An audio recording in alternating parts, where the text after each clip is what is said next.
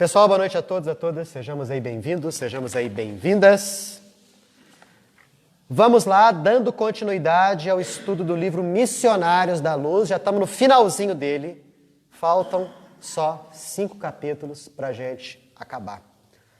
E o capítulo de número 16 volta à questão da mediunidade. Nós ficamos aí uns 2 meses mais ou menos, abordando a questão da reencarnação. E em alguns aspectos vimos na questão reencarnatória o aspecto mediúnico. Mas aqui agora vamos falar a respeito de mediunidade mesmo, vindo nesse capítulo 16 a nos ensinar acerca do fenômeno da incorporação. Olha só, muitos de nós temos dúvida, de como funciona a questão da incorporação. Será quando o espírito vai dar a comunicação, ele tem que entrar no corpo do médium? Será que é assim que o negócio funciona? Será que o espírito ele domina o corpo do médium a fim de fazer o que bem entende? É o que a gente vai ver nesse capítulo de número 16, em que André Luiz aborda muita coisa relacionada a esse tema. Conforme é de costume, vocês podem me interromper a qualquer momento para fazer comentários, perguntas, observações, desde que atinentes ao tema dessa noite. Certo? Então vamos lá. Esse capítulo aí, de número 16, começa com André Luiz conversando conosco, dizendo a respeito das inúmeras tarefas que ele desempenha no plano espiritual, na cidade espiritual de nosso lar. Dizendo que o tempo para ele era escasso lá, muito curto. Mas sempre que ele tinha uma brechazinha, sempre que ele tinha condições de deixar um pouco de lado as atividades que ele fazia, nos seus momentos de descanso, obviamente, ele dava uma corrida aqui para a Terra. Vinha aqui até a crosta terrestre, naquela instituição espírita que o espírito Alexandre era o coordenador. E ele buscava, nesses curtos momentos, aprender o máximo a respeito do fenômeno mediúnico. E nós vimos, no capítulo 1, o objetivo de André Luiz era justamente aprender um pouco mais a respeito de mediunidade. Então ele estava naquela instituição espírita, que o espírito Alexandre coordenava, provavelmente Alexandre era o mentor espiritual daquela casa espírita, aqui não fala qual casa espírita era. Quando, de repente, chega até os dois, um indivíduo de nome Euclides, era um dos auxiliares, dos inúmeros auxiliares que Alexandre tinha. E esse Euclides vinha com um pedido do grupo de amigos que estavam encarnados. Qual que era esse pedido? Olha, Alexandre, o grupo aí está pedindo que o nosso amigo Dionísio Fernandes dê alguma comunicação aqui numa reunião mediúnica. Dionísio Fernandes era membro daquele grupo, havia desencarnado, fazia algum tempinho, e o pessoal do centro estava pedindo que ele pudesse eventualmente aparecer e dar a sua palavrinha.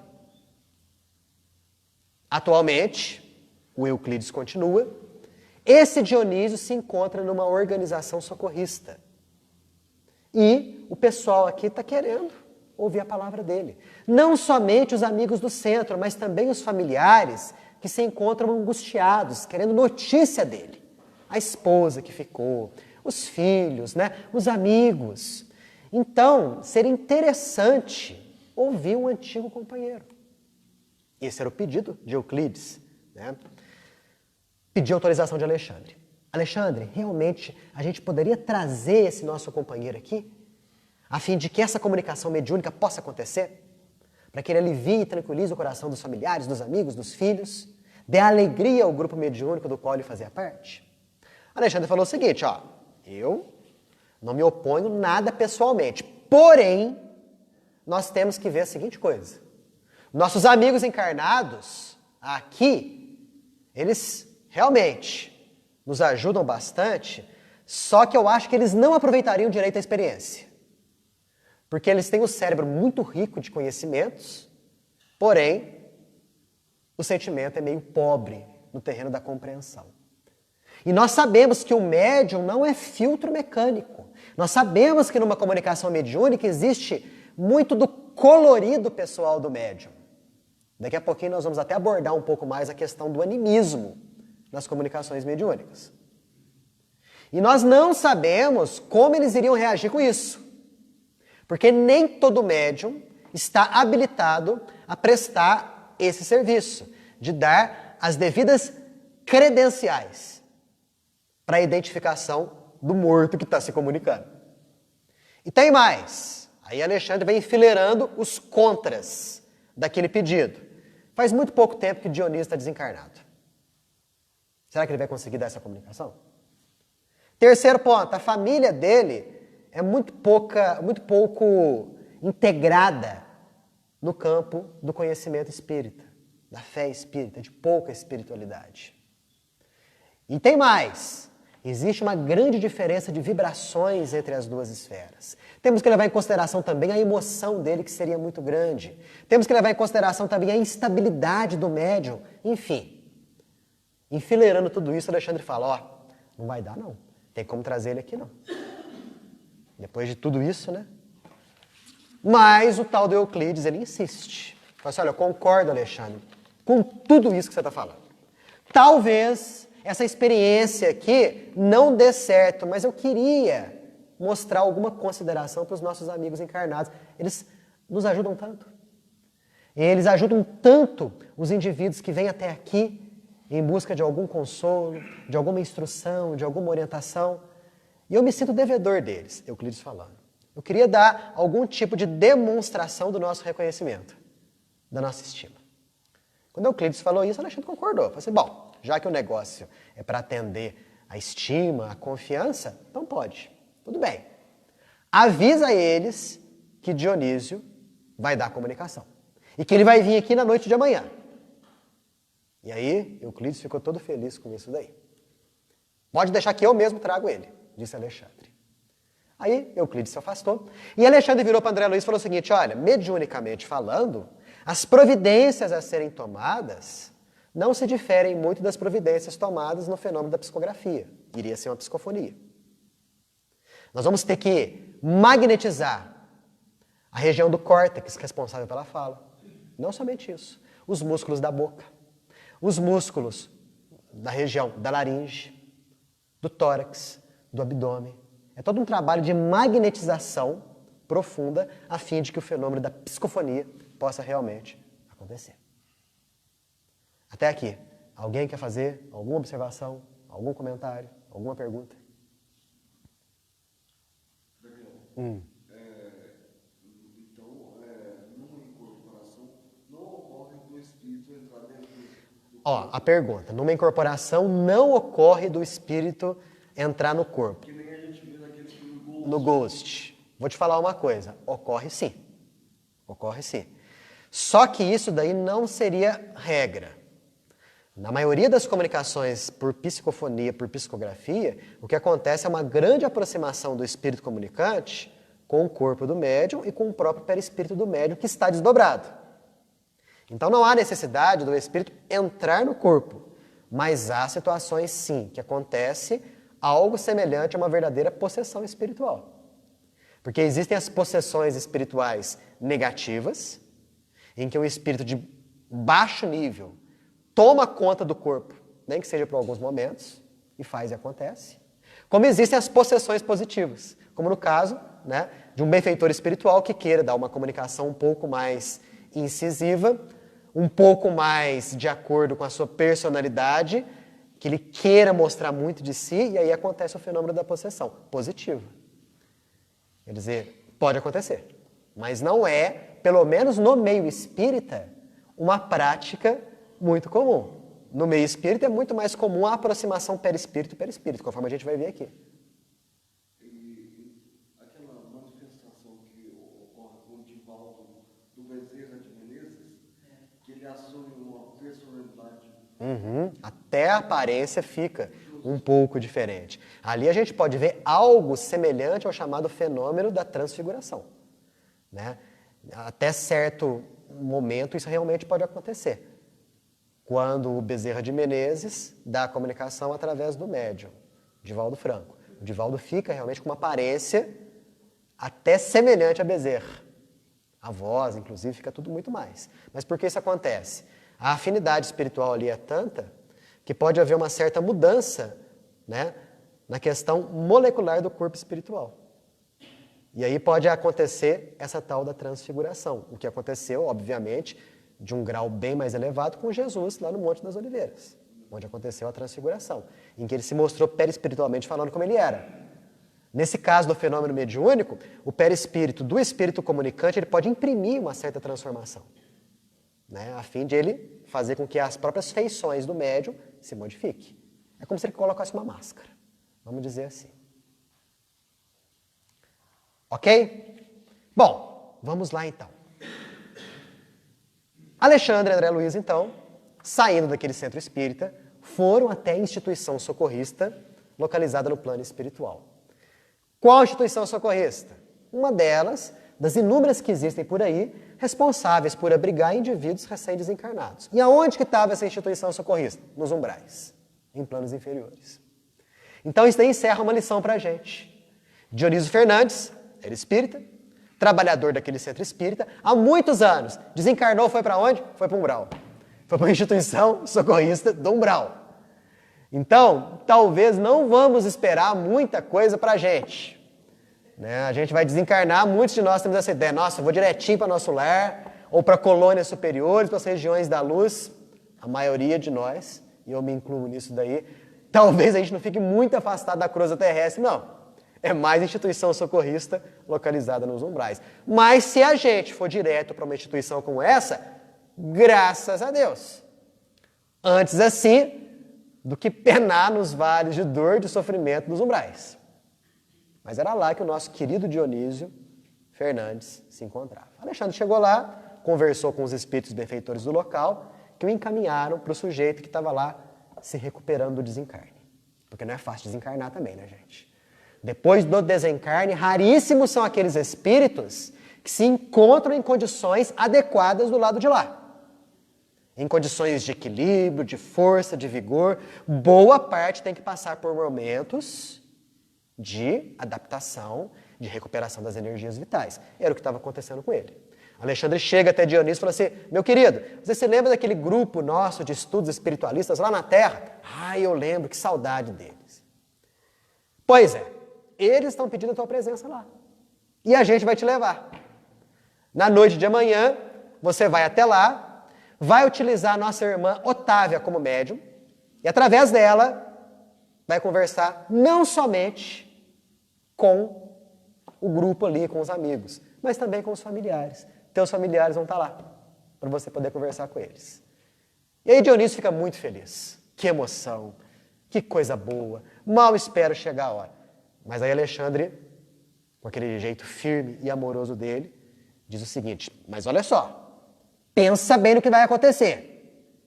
Você vai usar um aparelho neuromuscular que não é seu.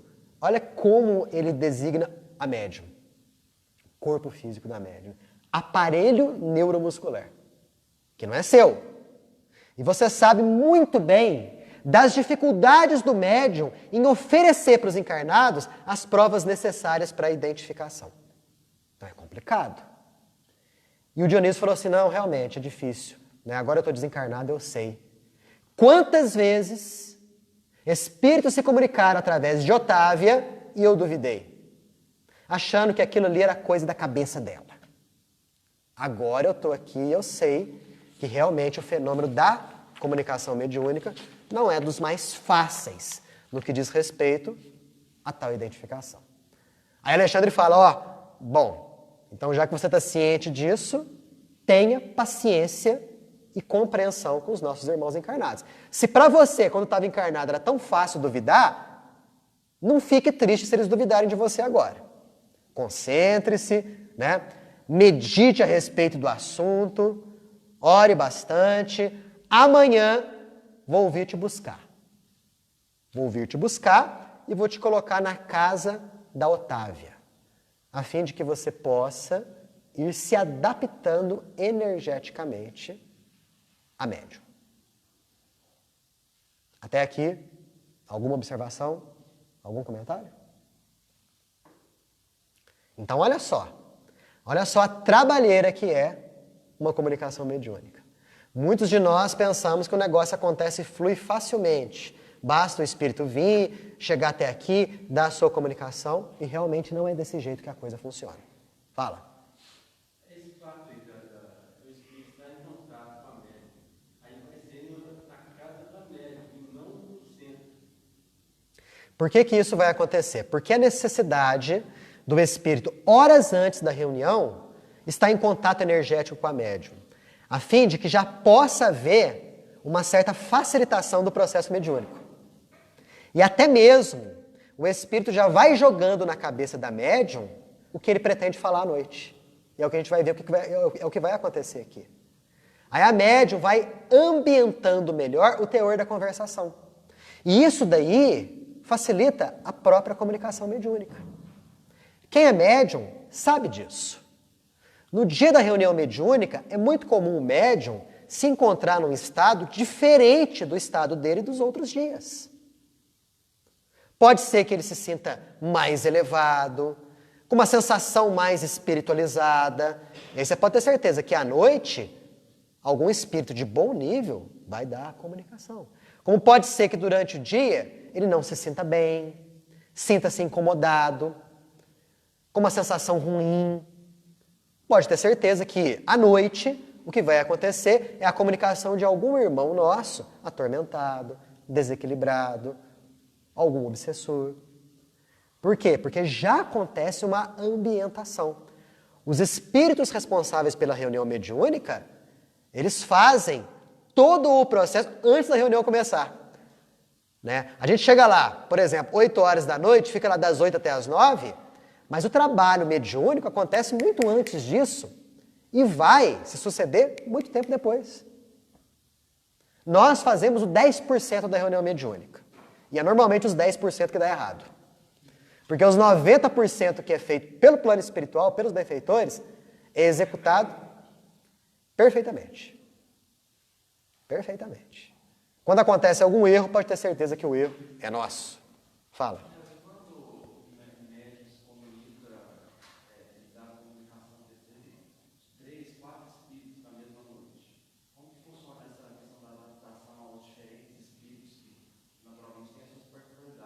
Uhum. Mais elevados, outros mais ou menos, outros mais pegados à matéria. Uhum. Acontece o seguinte, como que vai acontecer essa questão de um médium receber 3, 4 espíritos numa mesma noite, sendo que esses espíritos têm níveis diferentes? Seria essa a pergunta. Bom, da seguinte forma, vem um espírito da comunicação, fala o que tem que falar. O médium precisa de um tempo para ele voltar ao seu estado normal, ao seu nível normal, e aí sim se apresentar em condições de receber uma outra entidade, um outro espírito. Lembrando que, normalmente, as comunicações elas podem ser um pouco desgastantes, principalmente se tratando de espíritos inferiores, sofredores, obsessores. Então, em uma reunião mediúnica, a gente até mesmo estabelece assim, um máximo assim, de 3 comunicações por médium, a fim de que não haja um certo desgaste por parte dele. Porque a gente tem que ver que qualquer tipo de trabalho, e a física fala isso, gasta energia.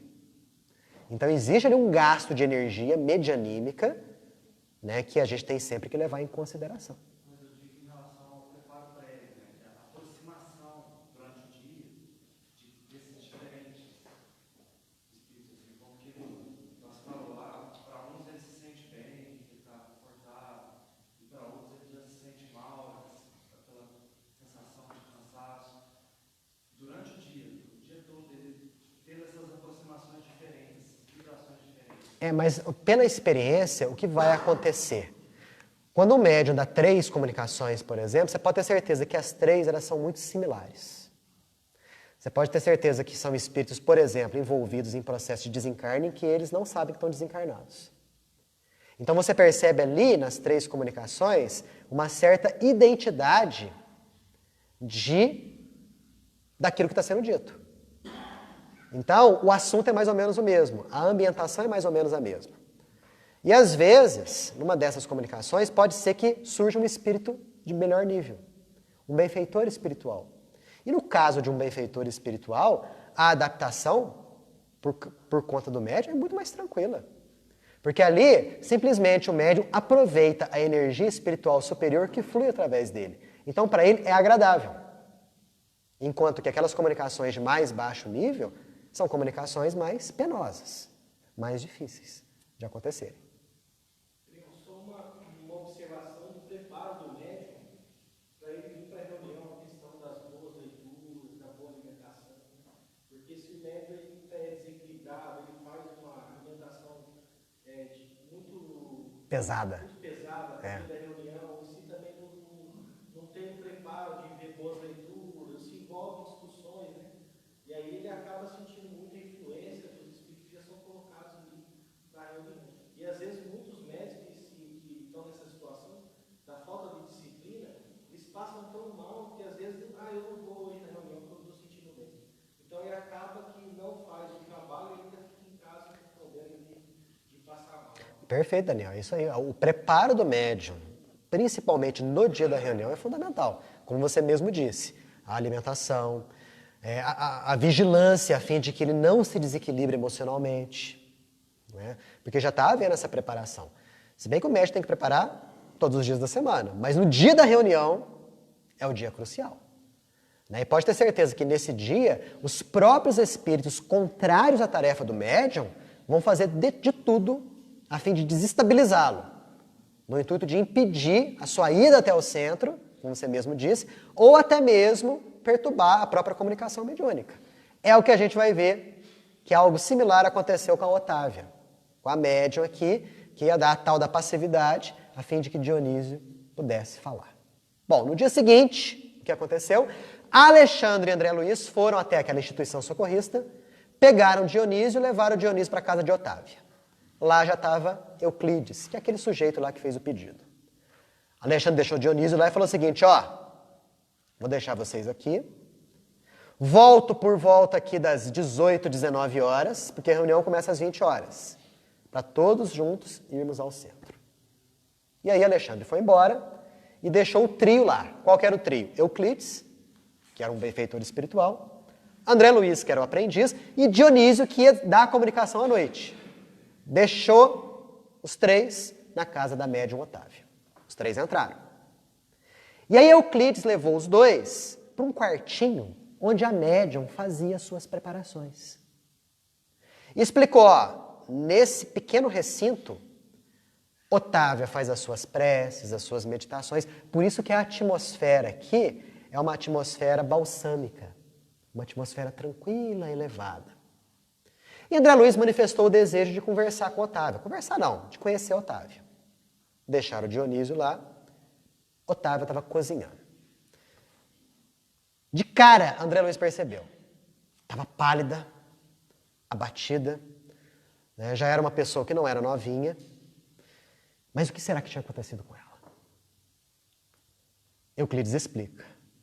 Essa mulher é uma excelente colaboradora nossa, dos serviços espirituais. Só que, por força das provas regeneradoras, ela está casada com um homem rude e ignorante. Enquanto ele está ausente da casa no trabalho dele, a casa é sossegada, tranquila, porque ela não dá guarida às entidades espirituais inferiores. Mas quando ele chega, ele é um verdadeiro canteiro espinhoso. Ele traz consigo todo um séquito de espíritos perversos, galhofeiros, ignorantes. Hoje foi mais complicado. Ela é obediente aos espíritos do bem. Ele, obediente aos espíritos do mal. Não quer nem saber da missão da esposa no centro espírita. E mais, só deixa ela ir porque alguns parentes dele intercedem por ela. Porque se não fosse isso, ele não permitiria a ida da esposa ao centro. E mais, sempre que nós traçamos um plano construtivo com a presença dela, pode ter certeza, o estado emocional, psicológico dele piora muito. Aí ele comentou, ontem eu dei o aviso no grupo mediúnico, Dionísio vai vir dar uma comunicação, Otávia será médium. Bastou isso para Leonardo, que era o esposo dela, acordar mais irritado como de costume, beber de manhã, insultar a esposa e até agredi-la fisicamente. Então, olha só o estado dela. Era uma médium, uma pessoa devotada à prática do bem, casada por força de provação com um sujeito que era um brutamontes, que era médium das trevas, enquanto ela era médium dos espíritos benfeitores. Ela dócil à influência dos benfeitores, ele dócil à influência dos malfeitores. Que interessante, né? Sempre que ela tinha uma tarefa um pouco maior a executar, os espíritos inferiores que assediavam Leonardo, cientes disso, pioravam o estado emocional dele. Para quê? Para que ele agisse nela. Os espíritos inferiores não tinham condição de influenciá-la diretamente, porque ela não permitia. Ela tinha um nível espiritual superior. O que eles faziam? Usavam do marido, Leonardo, rude e ignorante. Então ela foi agredida por palavras e por atitudes. Ficou tão nervosa que afetou o fígado. Afetou o fígado, afetou o estômago e o intestino. Se alimentou muito mal o dia todo. Euclides continua a conversa. Se não fosse a ação magnética nossa, ela estaria de cama. Só não está pior por causa disso. Que coisa, né, gente? E vendo isso daí, a gente percebe os diversos tipos de casamento que existem aqui na Terra. Emmanuel, no livro Vida e Sexo, ele fala a respeito disso, de alguns tipos de casamento existentes aqui na Terra. Por exemplo, existem os casamentos acidentais. O casamento acidental é aquele casamento em que os indivíduos se unem ali, mas que não houve nenhuma combinação prévia. São indivíduos que não se conhecem, que se conheceram aqui, agora. E por força do livre-arbítrio, se casaram. Não existia entre os dois ali nenhum tipo de comprometimento no passado, nenhum tipo de afinidade no passado. Não combinaram vir e se casar. Não. Usaram o livre-arbítrio e se casaram. Casamentos acidentais.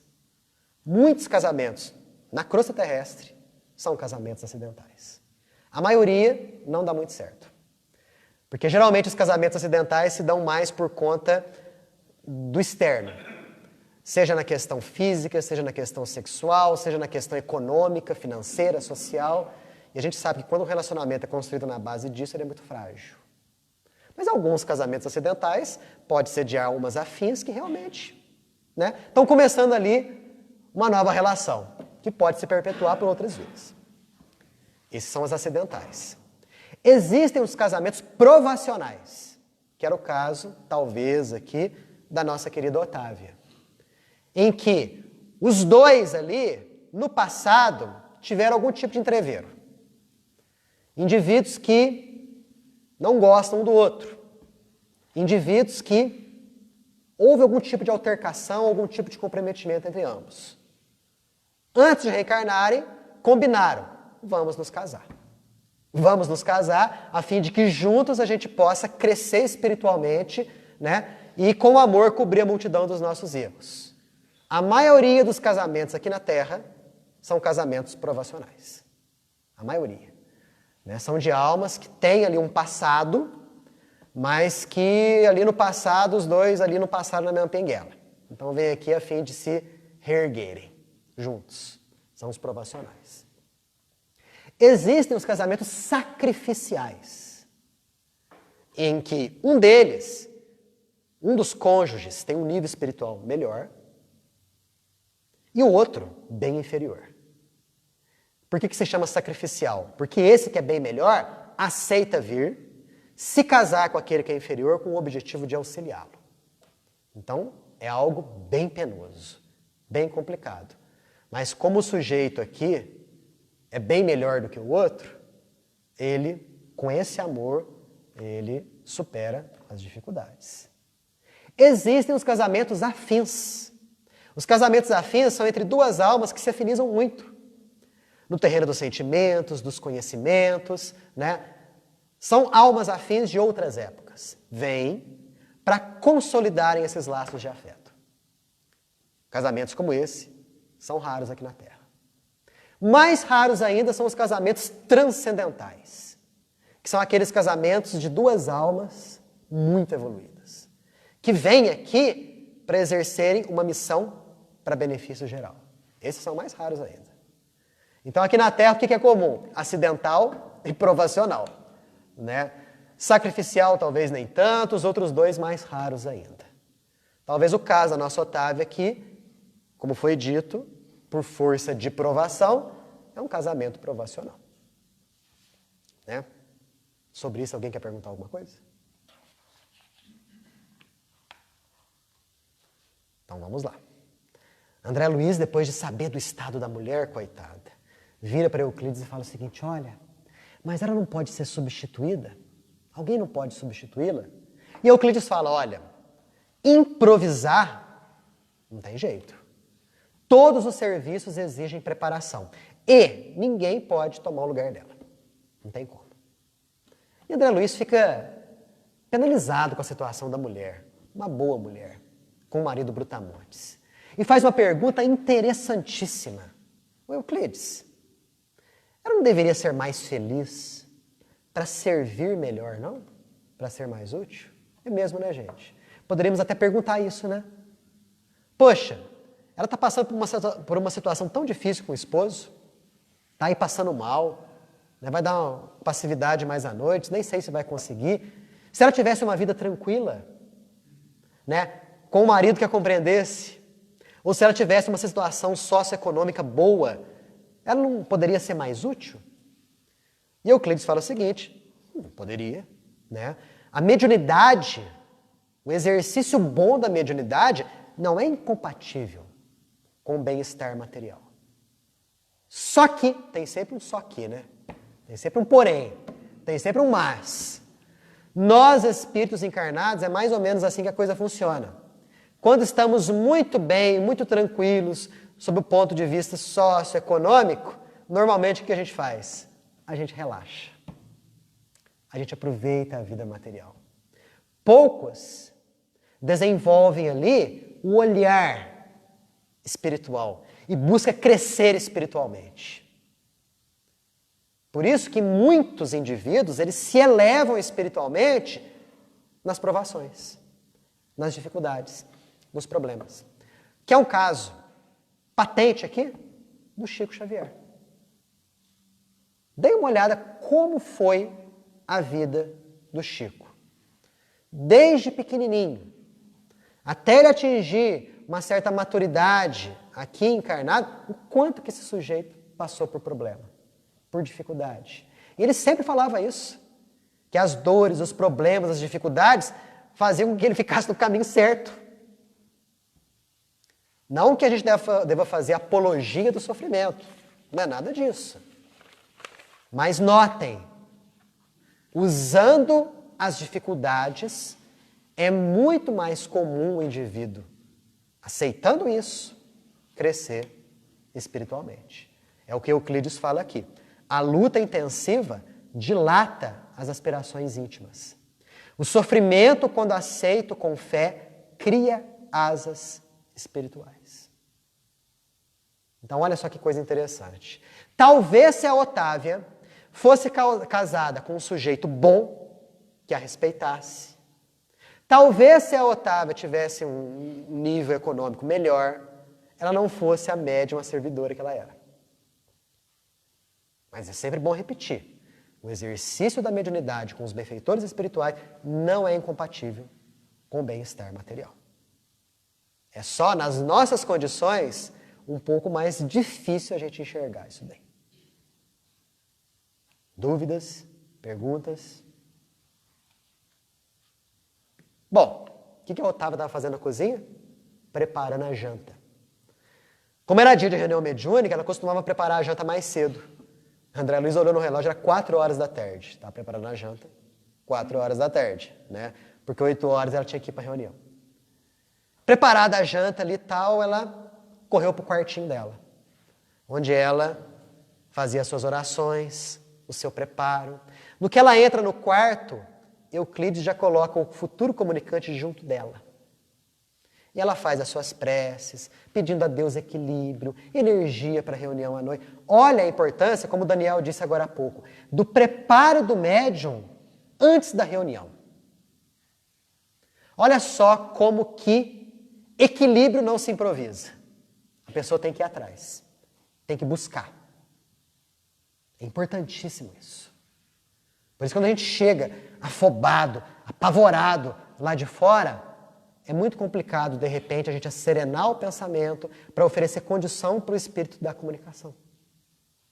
Ou a gente ter condições, equilíbrio, de dar um passe, de fazer uma palestra, de dar um estudo. É todo um preparo, um cuidado que a gente tem que tomar durante o dia todo. A semana toda. Mas no dia da reunião mediúnica, mais ainda. E aí, Euclides fala para Dionísio, ó, conversa com ela. Fala para ela das tuas aspirações. Fala para ela das tuas intenções, o que você vai querer falar à noite. E aí Dionísio começa a conversar com ela. E ela sente a presença dele. Ele era médium. E começa a vir lembranças dele. Quando ele era encarnado. Né? Quando eles estavam juntos na reunião mediúnica, nas atividades do centro.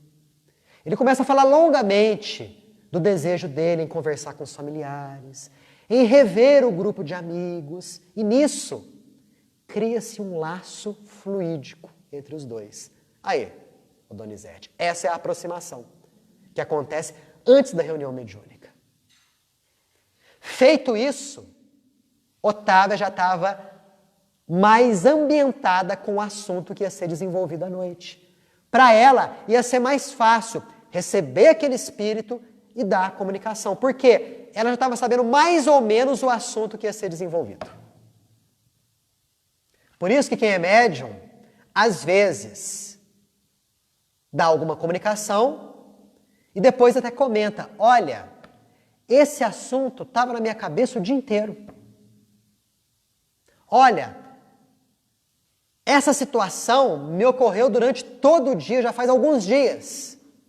Pode ser que isso já seja um trabalho de aproximação prévia do espírito comunicante no médium. E como o Daniel disse, se o sujeito está passando mal, do nada, não tem nada físico que justifique, e ele não vai para o grupo mediúnico, o que vai acontecer com ele? Aquele laço fluídico já foi feito, já foi realizado. Obviamente, sentir-se bem é que ele não vai.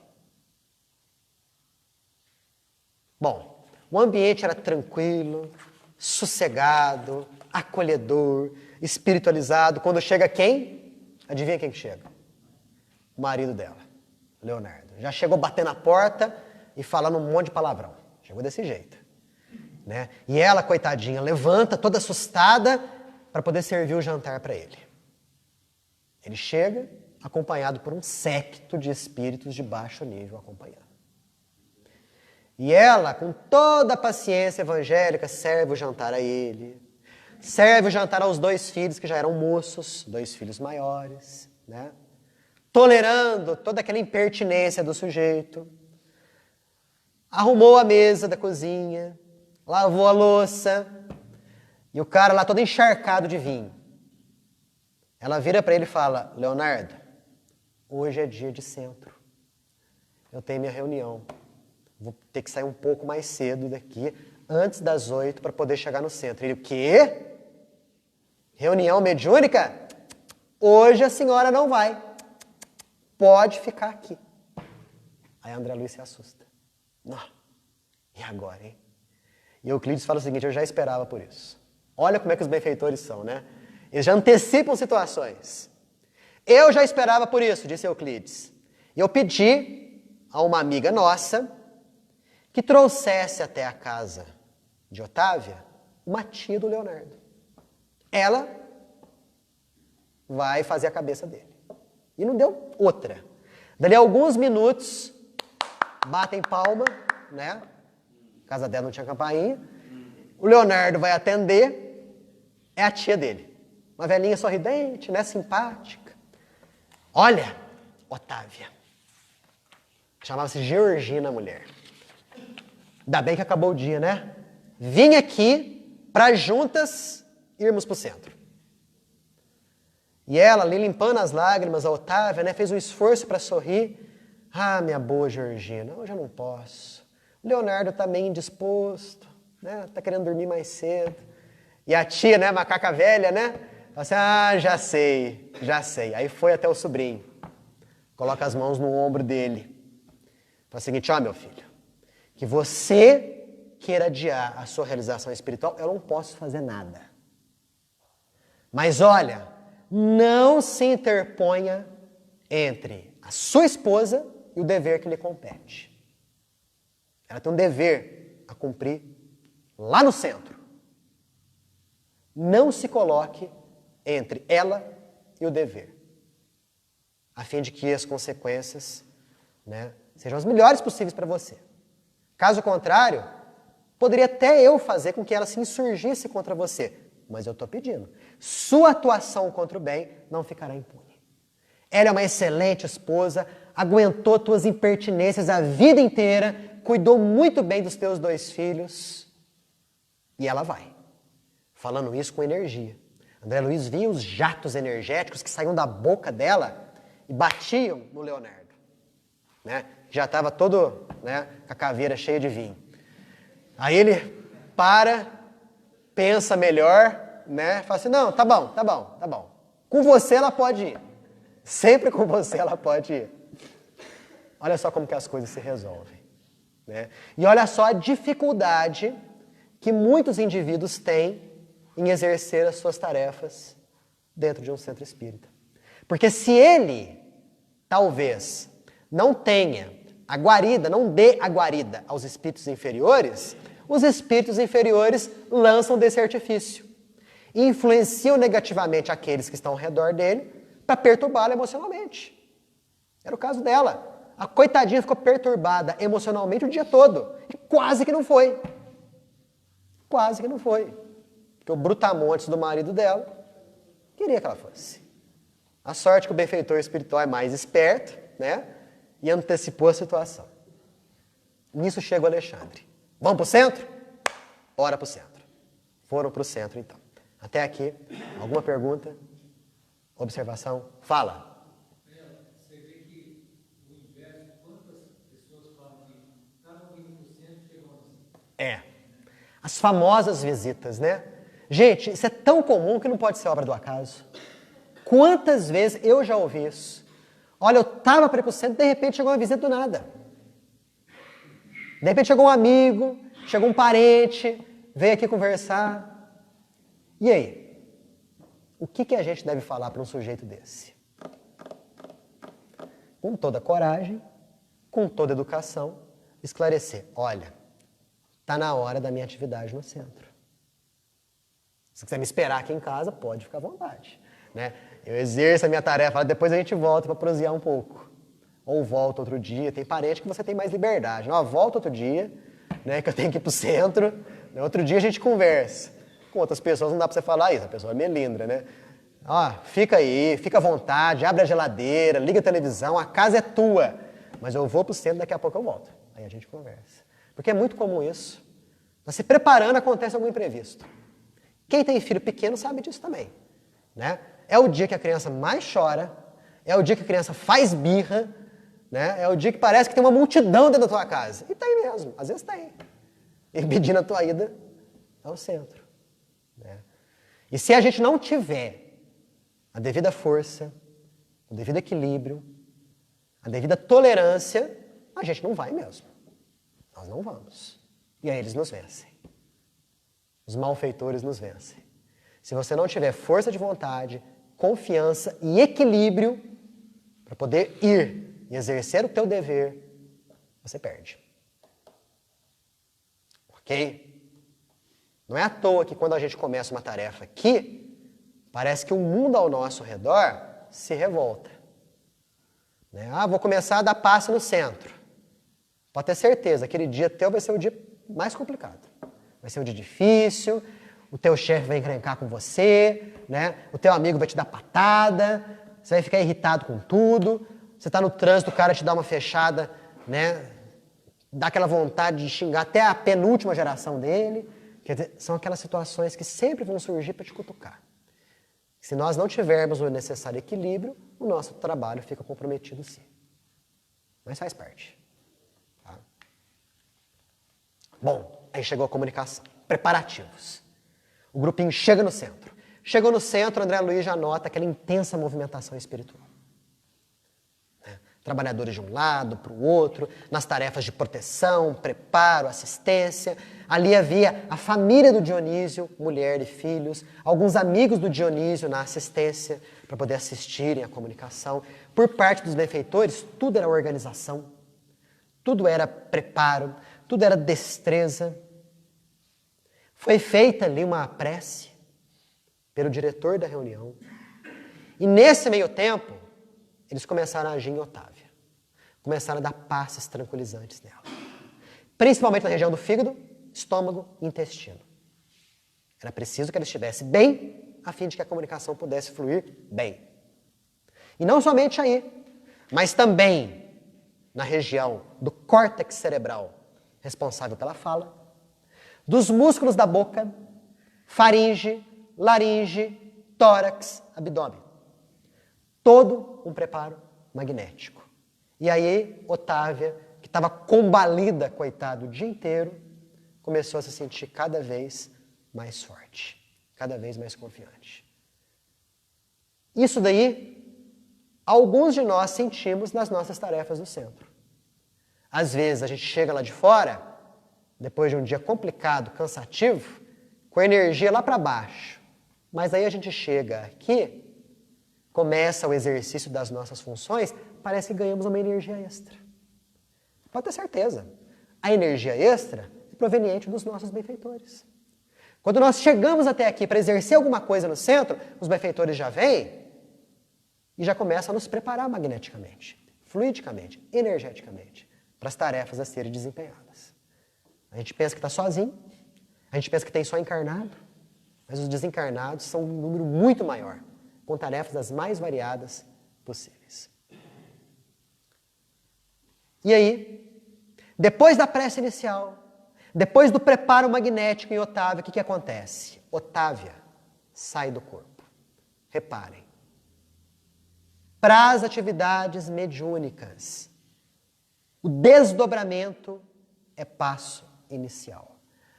Daniel, mesmo para o médium consciente, aquele médium que está consciente da comunicação, ele se desdobra, ele sai do corpo? Sai. Só que ele não sai e fica afastado. No caso aqui da Otávia, ela saiu do corpo e permaneceu perto dele. Dionísio, que era o espírito comunicante, encostou no corpo e começou a se utilizar do cérebro, do aparelho vocal de Otávia, falando com os seus próprios recursos. Só que com um detalhe. Fios brilhantes ligavam o cérebro de Otávia, que estava desdobrada, com o cérebro do espírito comunicante. Qualquer palavra que ele fosse falar, ela sabia antes de sair pela boca dela. E aí ela podia frear qualquer tipo de expressão indevida. Essa é a mediunidade educada, em que o espírito não faz o que quer, mas ele está sob o domínio e sob o controle do dono do corpo. E André Luiz até fala aqui, que a preocupação de Otávia era tal que ela até mesmo mal conseguia enxergar o espírito comunicante. Tamanho grau de controle e de atenção que ela estava desenvolvendo. Se, por exemplo, Dionísio quisesse se levantar e virar a mesa, claro que isso não ia acontecer, mas se ele quisesse fazer isso, ela bloquearia isso na hora. Na hora. E voltaria para o corpo. O médium tem o dever, a obrigação de manter a serenidade do ambiente onde a reunião mediúnica está acontecendo. E era o que Otávia fazia com primor. O corpo dela era o templo dela. Né? Dionísio conseguia falar usando todos os recursos dela. Com um detalhe. Existia sempre um colorido dela na fala. E aí que está, pessoal, a questão da influência do médium. O espírito comunicante está se utilizando de um aparelho, de um corpo que não é dele. O dono do corpo está ali presente, fiscalizando toda a comunicação. Então a comunicação mediúnica vai ganhar, sim, um colorido do médium. Sempre. Então, por mais díspares que sejam os espíritos comunicantes, um espírito benfeitor, um espírito de um suicida, um espírito obsessor, um sofredor, são situações bem diferentes. Mas você pode ter certeza, cada um ali, cada comunicação, por mais diferentes que as comunicações sejam, ganha um colorido do médium. Ali existe a cultura do médium, as palavras que o médium usa, as expressões que o médium usa. Por isso que se fala que em uma comunicação mediúnica não dá para você separar do animismo. Não dá. Porque a influência do médium está sempre presente. O que é desejável para não acontecer é o médium, conforme está lá no livro dos médiuns, capítulo 19, colocar ideias suas na comunicação, distorcendo o pensamento do espírito. Aí não é desejável. Aí é ruim. Mas que um colorido dele vai ter lá, sempre vai. Nesse capítulo 19 do livro dos médiuns, tem uma comunicação muito interessante do espírito Erasto e Timóteo, dois espíritos, que falam justamente a respeito disso. E eles dão uma imagem muito interessante para nós. Imagine você que você tem um vidro colorido, amarelo, por exemplo, e que você olha através desse vidro, dessa lente, para diferentes paisagens. As paisagens vão mudar. Uma casa, um prédio, um rio, uma montanha. As paisagens mudam. Mas sempre vai ter o colorido amarelo daquela lente. Essa é a ideia que ele está querendo passar. Que embora as comunicações sejam diferentes, eles sempre vão usar dos recursos do médium. Por isso a importância do médium ganhar conhecimento, ganhar cultura, os mais diferentes tipos de cultura que a gente pode imaginar. Porque aí o médium vai oferecer para o espírito comunicante todo um arsenal de conhecimento do qual o espírito vai se utilizar para fazer com que a comunicação flua adequadamente. Aquela história de que quanto menos conhecimento, melhor, é uma coisa que não sei de onde surgiu isso. Pois está lá no livro dos médiuns, gente. Quanto maior um cérebro rico de conhecimentos, mais fácil a comunicação mediúnica. Mais tranquila de fluir. Porque o espírito vai encontrar no cérebro do médium as palavras adequadas para vestir o pensamento dele. E no final das contas, tudo se resume a isso. O pensamento do espírito comunicante tem que se fazer concreto para a gente. E ele se faz concreto através das palavras, ditas ou escritas. No caso do Chico, nessa vida, ele teve pouco tempo de estudo, mas ele obviamente deve ter trazido um arsenal. Nossa. Ele falava em várias línguas, estava comunicação em várias línguas. Não, fora os diferentes níveis de comunicação que fluíam através do Chico, né? Livros de poesia, como Parnaso do Além Túmulo, com as características ali de cada poeta, português e brasileiro, todos desencarnados, obviamente. A série histórica dele, né, com informações históricas há 2000 anos, Ave Cristo.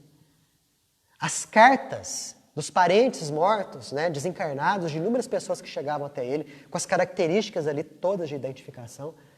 O Chico é um médium modelo. É um modelo de médium que ainda nós vamos atingir. Daqui a alguns séculos de trabalho persistente. Mas por que ele chegou nesse nível? Porque muito se aperfeiçoou ao longo de muitas reencarnações. Então ele oferecia essa maleabilidade aos espíritos comunicantes por conta do seu robusto arsenal inconsciente. Que, aliás, todos nós temos. 40 minutos de comunicação. O Dionísio falou, hein? 40 minutos de comunicação. Se despediu, foi feita a prece de encerramento, e aí formaram seus grupinhos de conversa. André Luiz fala. 4/5 daqueles que estavam assistindo não acreditaram. Somente a mulher do Dionísio, viúva, e 3 amigos que acreditaram que realmente Dionísio se comunicou. O restante, todo mundo pensou em animismo. Todo mundo pensou que aquela comunicação foi uma criação do cérebro de Otávia. Os próprios filhos duvidaram. Mas o papai não falaria desse jeito. Mas o papai falaria da situação difícil que ele deixou na nossa família. Ao passo que o Dionísio já havia sido orientado por Alexandre a falar sobre assuntos de ordem geral, de interesse geral, para evitar as particularidades. E ele deu, o Dionísio, as pequenas informações de identificação. Só que aqueles que estavam ouvindo queriam que se comunicasse ali o Dionísio que eles haviam conhecido na Terra. Só que ali Dionísio já estava na condição de espírito, segurando ali a emoção a muito custo, mas cumpriu com êxito a tarefa que Alexandre havia designado. E Alexandre viu que Eugênio tinha ficado decepcionado com aquilo que tinha acontecido. Pediu para Eugênio se afastar. Leva Dionísio lá para a instituição espiritual. Mais ou menos falando assim, tá vendo? Eu tinha razão. O pessoal não ia aproveitar integralmente a comunicação. Porque para eles sobra intelecto e a boa vontade é pequena. Criticar é muito fácil, difícil fazer. E eles não estão a par das dificuldades que o próprio Eugênio teve. Não estão a par das dificuldades que Otávia passou na casa dela para vir até aqui e servir de intermediário. Não estavam a par das dificuldades de Dionísio, recém-desencarnado, vir e dar sua comunicação. Por isso, gente, que às vezes, através de um médium, vem algum parente nosso dar alguma mensagem e nós ficamos com o pé meio atrás. Mas será mesmo? Não parecia o indivíduo, não parecia o vovô, não parecia o papai, ele não usaria esse tipo de palavreado. É porque a gente tem que ter noção das inúmeras dificuldades técnicas do intercâmbio mediúnico. Técnicas mesmo. É complicado. Um médium como o Chico não se improvisa. É construção de séculos. Um médium no gabarito dele. Não que não haja mistificação. Existem médiums de mau caráter que simulam comunicações. Isso não é animismo. Isso é mistificação. É querer enganar. Existem médiuns que realmente dão comunicação como se fossem um espírito desencarnado, mas na verdade são eles próprios. Existe. Inconscientemente falando, é eles que estão falando. Só que eles não têm noção disso. É muito comum, talvez, um médium, no momento do transe mediúnico, acessar certas informações de vidas passadas, traumáticas. E aquela comunicação sai ali. Todo mundo que está ali vendo pensa que é um espírito desencarnado. E, na verdade, não é um espírito desencarnado, é o próprio médium. Mistificação? Engano? Não. Animismo puro. Então, mediunidade realmente é uma coisa que tem que ter tempo de trabalho, conhecimento e estudo profundo. Porque as particularidades ali são muito grandes, extremamente grandes. Pessoal, alguma pergunta? Alguma observação? Algum comentário? Fala. Mesmo nesse caso, que o médium expõe uma existência assim, Passada dele. que ele teve uma dificuldade, ele é aconselhável a ajudar. Claro, porque ali está um espírito em dificuldade. É um espírito que necessita de orientação, né, de cuidado, e frequentemente isso passa despercebido. Frequentemente para o diretor da reunião, né, para o conversador, para os próprios componentes da mesa, o que está conversando ali é um espírito desencarnado. E, em verdade, em algumas situações é o próprio médium, né? Mas, sendo desencarnado ou o próprio médium, é alguém que está em situação aflitiva. O espírito ali tem que ser doutrinado, tem que ser ali orientado. E com o tempo, aquilo ali vai passar. O que não se pode é condenar o animismo como se fosse uma mistificação, um engano, porque não é. Animismo é uma coisa, mistificação é outra completamente diferente. Mistificação é eu, Daniel, querendo me passar por João, o evangelista. E dar uma comunicação por psicografia, assinando no final, João, o evangelista. Isso é mistificação. Eu estou querendo enganar os outros, conscientemente. No animismo não existe isso. O próprio médium não sabe o que está acontecendo. Ele é inconsciente do que está acontecendo. Ele acessa arquivos que estão lá no armazém do inconsciente. Estão lá embaixo. No momento do transe, ele consegue acessar aquilo ali. Fala.